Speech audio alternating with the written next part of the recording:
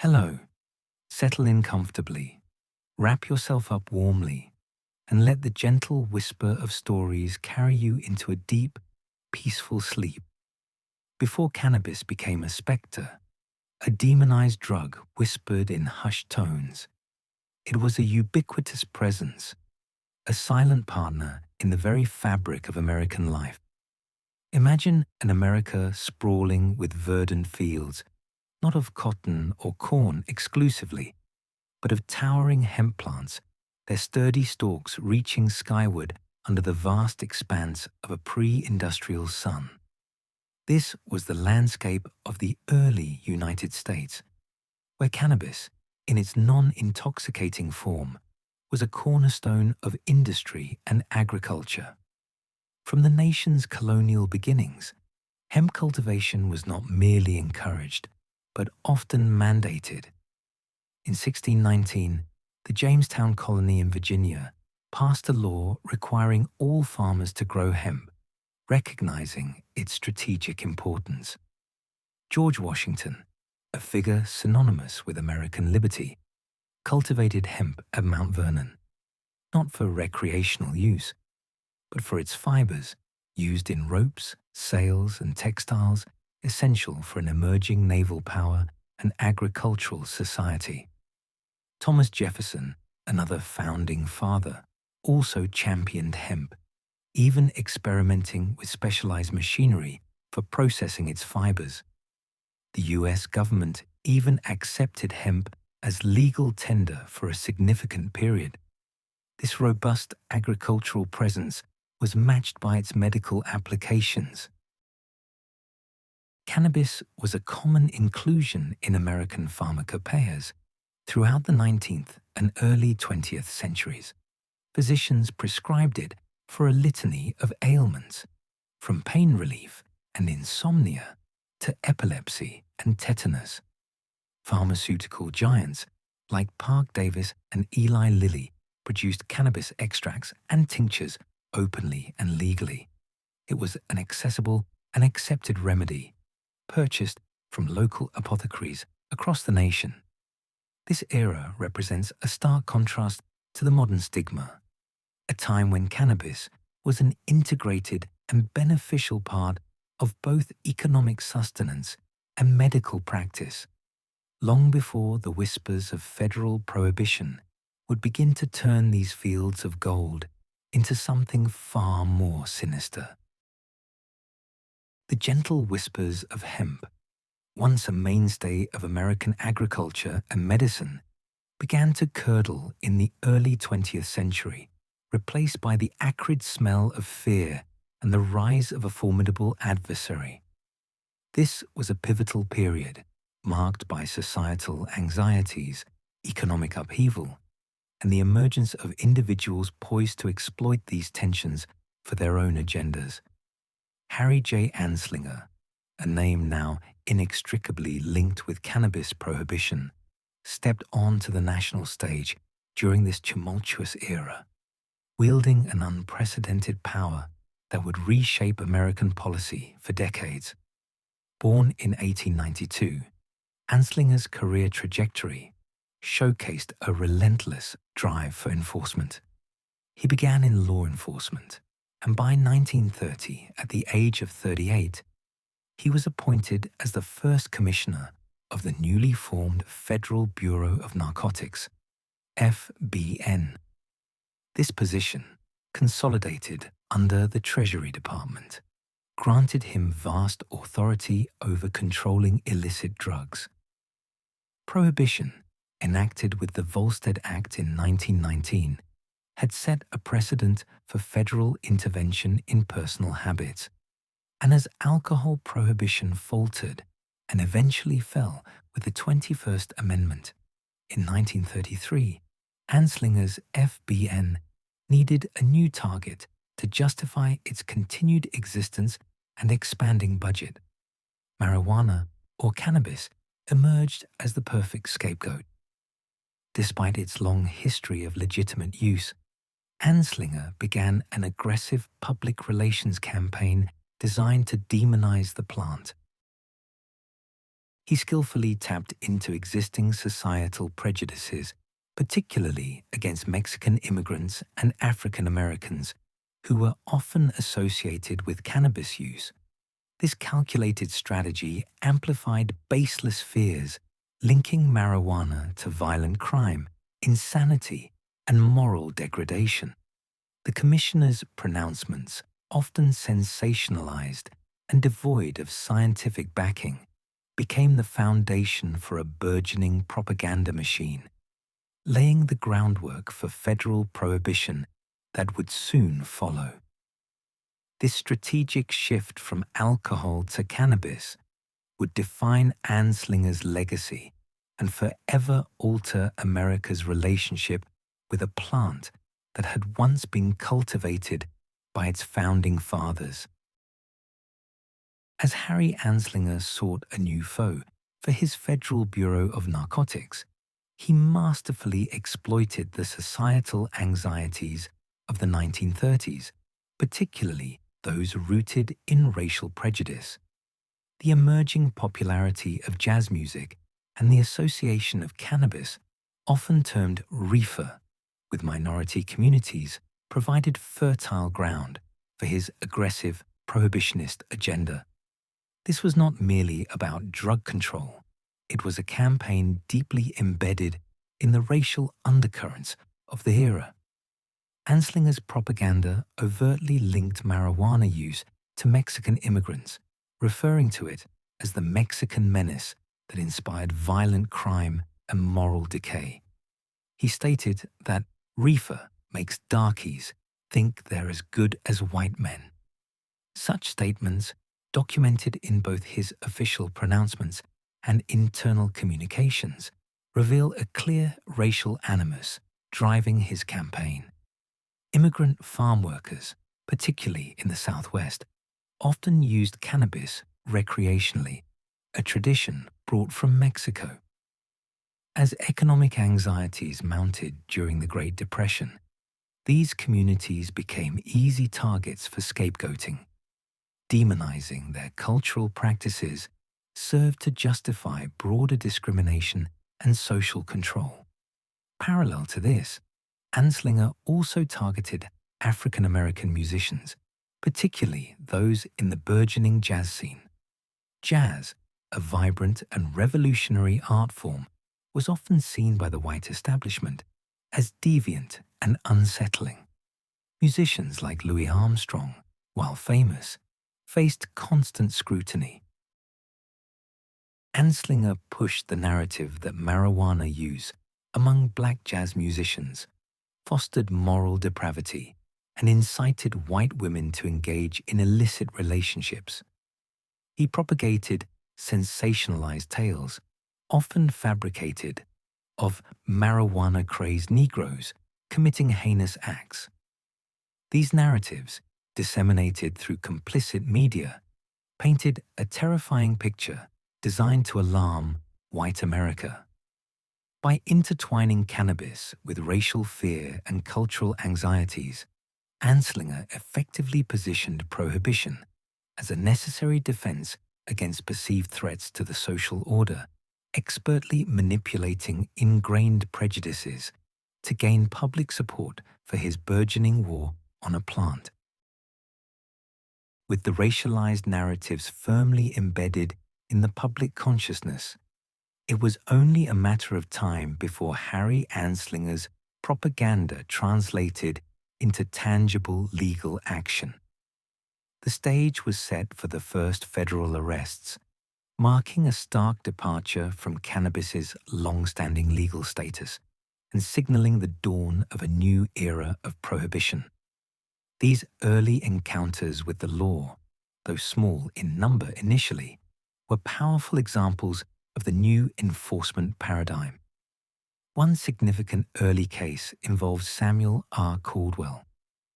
On October 1st, 1937, the very day the Marijuana Tax Act went into effect, Caldwell, a 58-year-old farm laborer, became the first person federally arrested for selling marijuana under the new national legislation. He was apprehended in Denver, Colorado, for allegedly selling 2 marijuana cigarettes. Along with co-defendant Moses Baca, Caldwell was swiftly tried. Judge J. Foster Symes handed down a sentence of 4 years of hard labor at Leavenworth Penitentiary for Caldwell and 18 months for Baca. The severity of these initial sentences sent an unmistakable message. The federal government was serious about this new war on marijuana.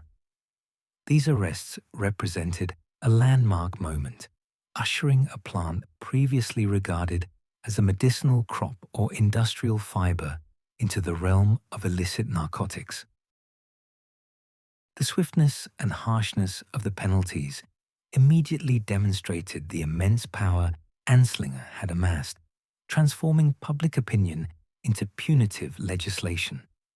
These were not isolated incidents, but carefully orchestrated displays designed to establish compliance and fear.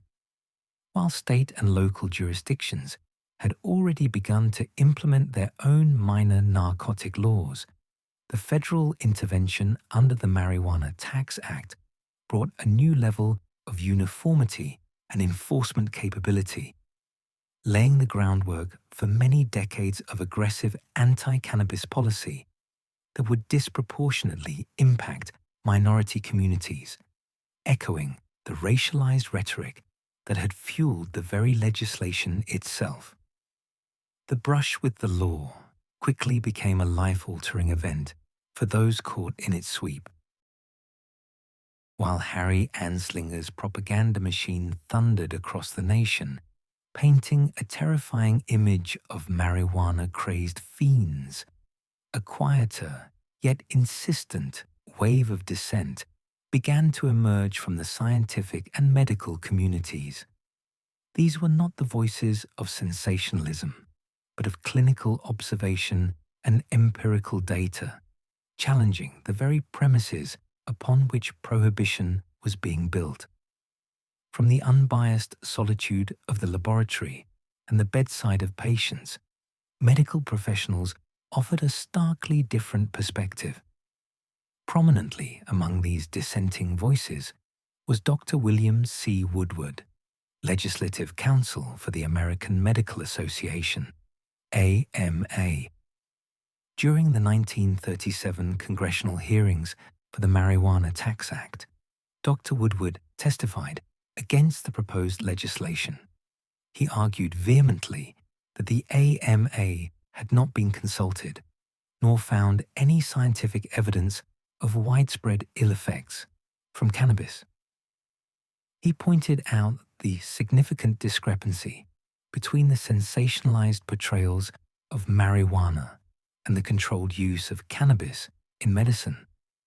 Woodward emphasized that doctors had used cannabis as a legitimate medicine for over a century for various conditions, and an outright ban would remove a valuable therapeutic tool without proper scientific justification.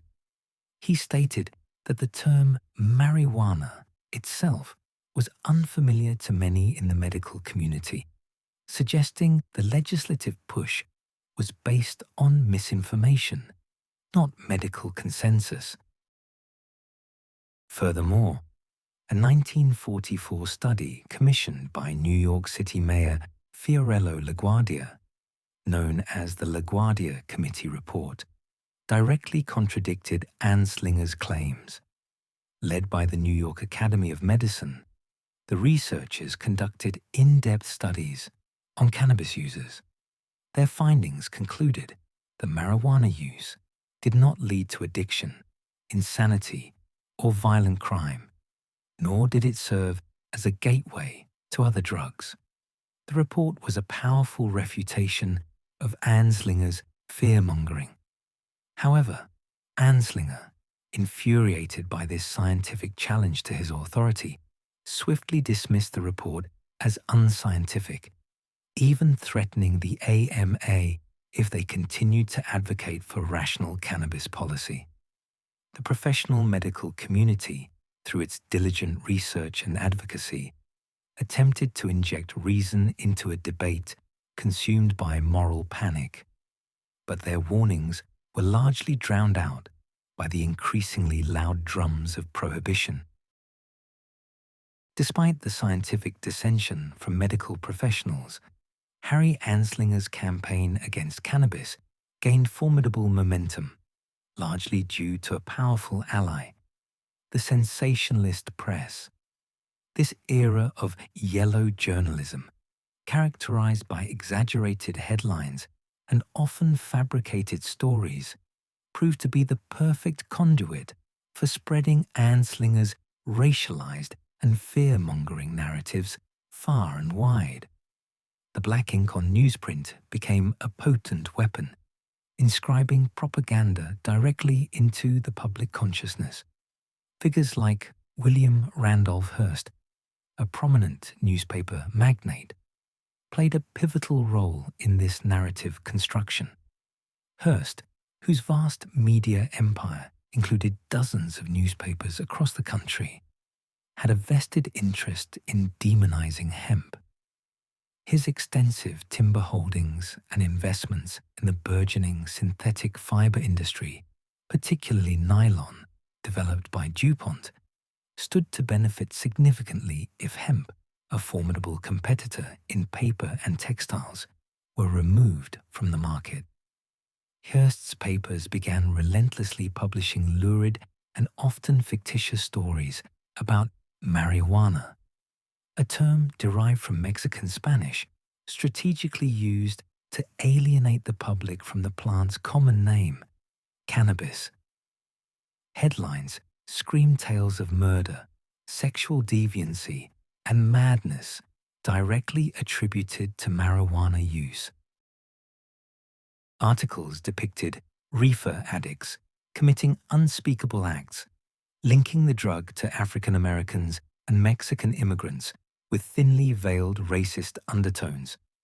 One infamous example is Marijuana, Assassin of Youth, a widely circulated article from 1937, which painted a terrifying picture of young people driven to violence and depravity by the plant.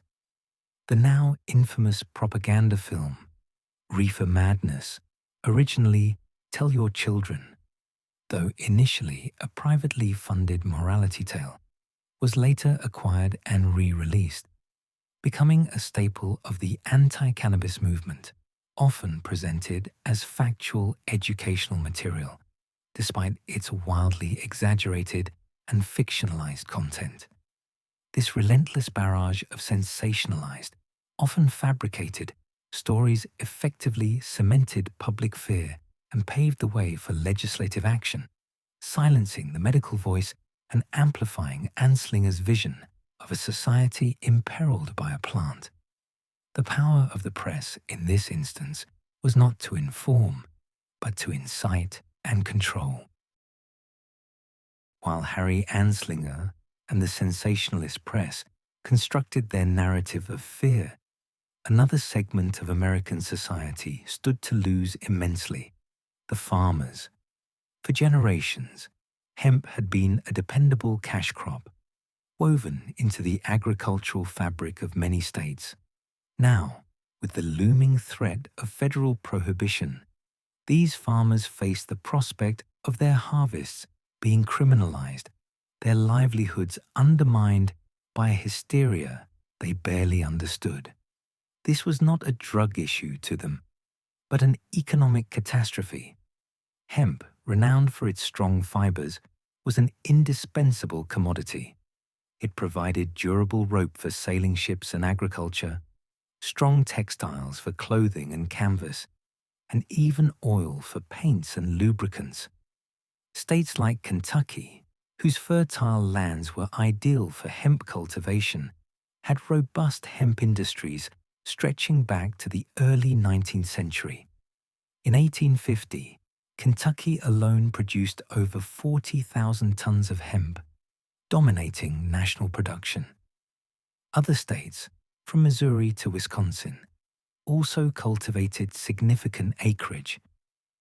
The Marijuana Tax Act of 1937, though framed as a tax measure, effectively criminalized hemp cultivation by imposing prohibitive taxes and stringent licensing requirements on growers, processors, and distributors. The cost of a federal license was minimal, but the regulatory burden and the stigma attached to marijuana processing made it economically unviable for most farmers.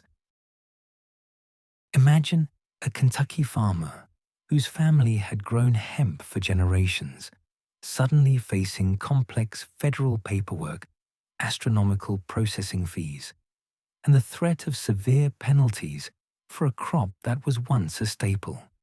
The act did not distinguish between psychoactive cannabis and industrial hemp, bringing both under the same punitive umbrella. This legislative maneuver delivered a near-fatal blow to the American hemp industry. The traditional markets for hemp products evaporated, and farmers were forced to abandon a crop that had sustained them for centuries. The fury among some agricultural communities was palpable, but their voices, lacking the organized lobbying power of nascent synthetic industries or the sensationalist platforms of the press, were largely drowned out by Anslinger's relentless campaign. What was once a field of economic opportunity rapidly turned into a harvest lost to legislative hysteria, a testament to the profound and far-reaching consequences of political agendas overriding agricultural and economic realities. Beyond the racial anxieties and media sensationalism, a more insidious force was at play in the drive to criminalize cannabis: powerful economic motives and industrial shifts. The idea that such a widespread and useful crop could be demonized and effectively outlawed purely on moralistic grounds stretches credulity, suggesting deeper, more calculated interests at work. Cannabis, specifically industrial hemp, represented a significant threat to burgeoning industries poised for massive growth, and its elimination promised immense profits for well-connected corporations. One of the most frequently cited corporate actors in this narrative is DuPont. In the mid-1930s, DuPont, a massive chemical company, was heavily investing in new synthetic materials, most notably nylon.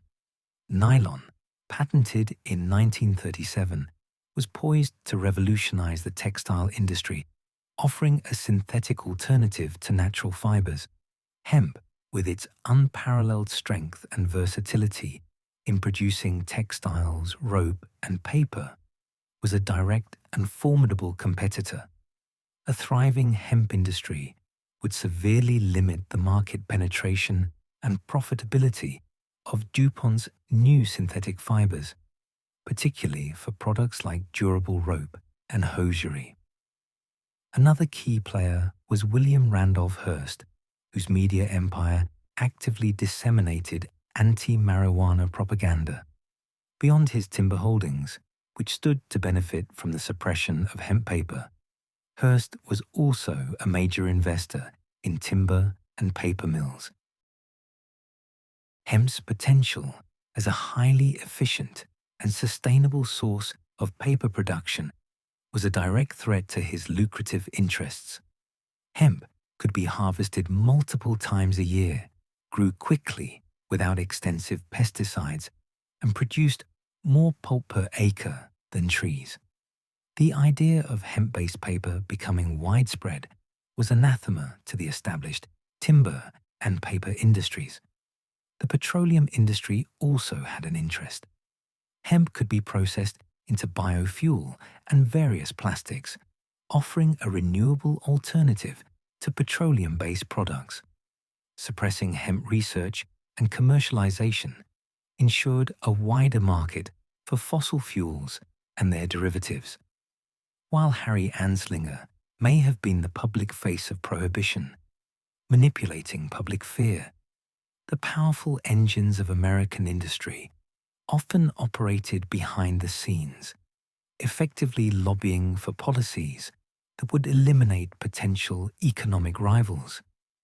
These influential entities, with their vast resources and political connections, saw cannabis not as an opium of the people, but as a formidable green competitor in the race for industrial dominance.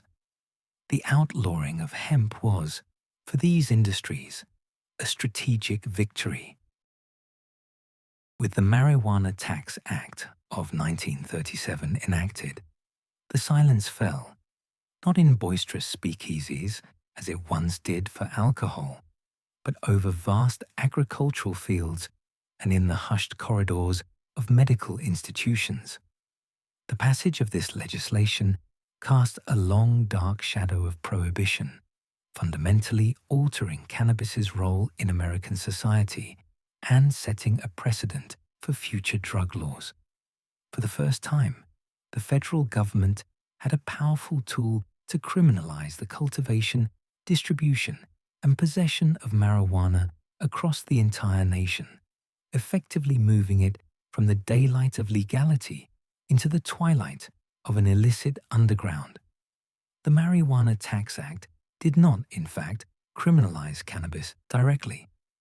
Instead, it imposed an occupational excise tax on all cannabis handlers and cultivators, along with a transfer tax for every transaction.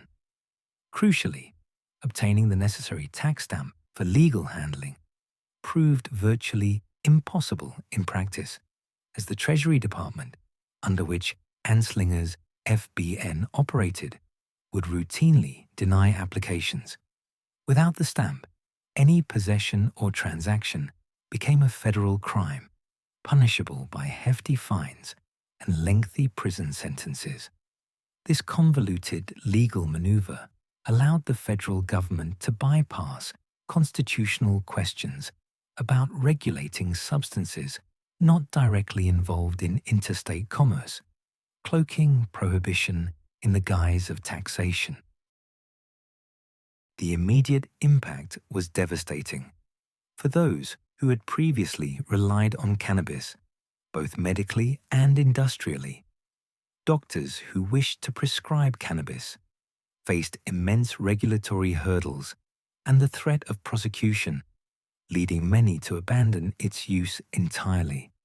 Pharmaceutical companies ceased production of cannabis-based medicines. The once thriving hemp industry, as previously explored, collapsed.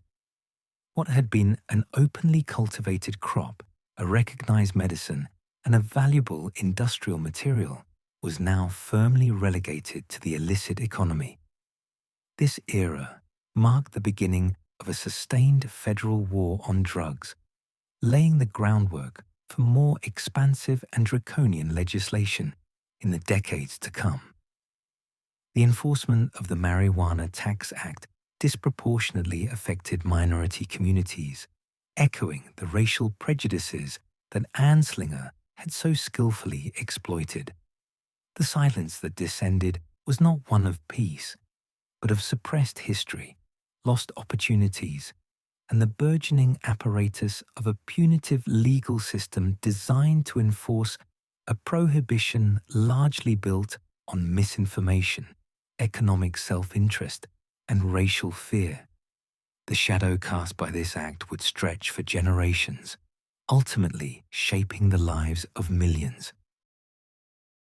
With the Marijuana Tax Act firmly in place, America entered a new chapter, one where the whispers of hemp were replaced by the harsh realities of prohibition. The aftermath was profound, manifesting as a nation divided on the issue, and a once common plant utterly demonized in the public consciousness. Harry Anslinger's relentless campaign had succeeded, fundamentally altering the legal and social landscape of cannabis for decades to come. Immediately following 1937, the federal government intensified its enforcement efforts. Convictions for cannabis-related offenses surged, The FBN, under Anslinger's purview, maintained its aggressive stance, continuing to propagate alarming, yet scientifically baseless, claims about marijuana's effects. The myth of the killer weed took deep root, influencing public perception and solidifying the plant's reputation as a dangerous street drug rather than an agricultural commodity or therapeutic agent. This demonization was so complete that discussions about the plant's industrial or medicinal benefits became nearly impossible in mainstream discourse without immediate public backlash. The long-term consequences of this prohibition were far-reaching. It paved the way for subsequent, increasingly stringent anti-drug legislation, culminating in the Controlled Substances Act of 1970, which classified cannabis as a Schedule I drug, reserving it for substances with no currently accepted medical use and a high potential for abuse. This classification ignored decades of medical and historical evidence, yet it cemented cannabis's illegal status at the federal level. Crucially, the enforcement of these laws disproportionately affected minority communities, particularly African Americans and Hispanics, mirroring the racial prejudices that Anslinger leveraged from the outset. Arrests for cannabis possession became a common tool for social control, contributing significantly to mass incarceration rates that continue to plague these communities today. The initial seeds of fear and economic interest, watered by racial prejudice and propaganda, had blossomed into a pervasive, racially skewed criminal justice crisis. Thus, what began as a targeted campaign against a single plant evolved into a systemic issue, leaving a lasting and complex legacy that America continues to grapple with.